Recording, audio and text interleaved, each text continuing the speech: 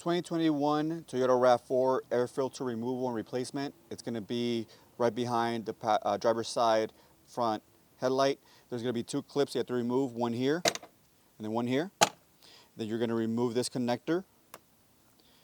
You're going to remove the entire wire harness to the connector.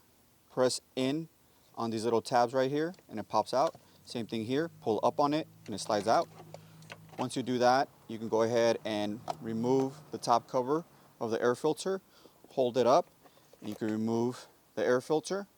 The new air filter does not have an orientation, so it goes in any way, but make sure it goes down, the fins go down, and the rubber goes on top, just like that. Make sure it is flush against all the way around. Lower down the air box cover.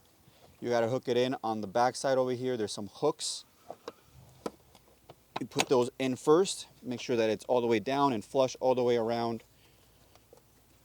Okay, now you can put the clips in.